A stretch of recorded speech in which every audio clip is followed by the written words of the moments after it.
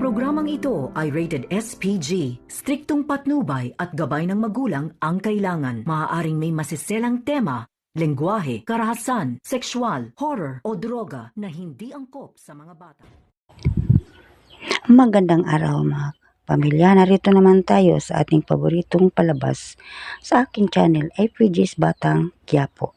Habang nagliligo ang mga kasama ni Tanggol, masayang-masaya sila ang nagsasakay sa kanilang speedboat at ang iba ay nag-inuman sila Amanda at Supremo.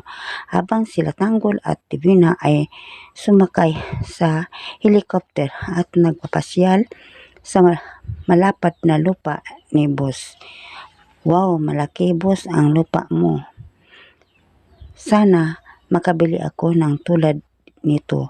Yung Tanggol, ang sinasabi ko sa iyo, kapag maayos na ang ating negosyo, makabili ka ng mas malaki pa dito at makabili ka ng maraming sasakyan. At sa kabilang banda naman, habang nag-usapan si Tinding at si Marites, may lumapit sa kanila na hindi nila kilala. Sinaksak si Marites at may sigaw na lang si Tinding, tulong, tulungan niyo kami. Si Marites ay may sugat at dinala si Marites sa ospital. Tinulungan siya ni Don Pacundo. Sa kabilang banda naman, may babae na tumawag kay Ramon, "Sir, may tao na sumaksak sa babae na pinabantayan mo sa akin. Sino ang sumaksak sa kanya?" "Iwan ko, hindi ko kilala, pero minituran ko ito." At sa kabilang banda naman, sa ospital, sinabihan ni Tinding ang mga doktor, "Gawin niyo ang lahat sa anak ko para mabuhay siya." Nag-alala si Tinding kay Marites. Ang sabi ni Pacundo, "Huwag kang mag-alala Tinding, hindi yun pabayaan ng doktor. Asikasuhin nila yun." At sinisi ni Tinding ang kanyang sarili.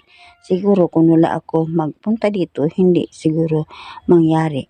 "Huwag mong sisihin ang sarili mo Tinding, hindi yun ginugusto mo. Salamat sa iyong payo, senyor, sa akin." At paglabas ng doktor, "Kumusta, Dok, ang pasyente ko?"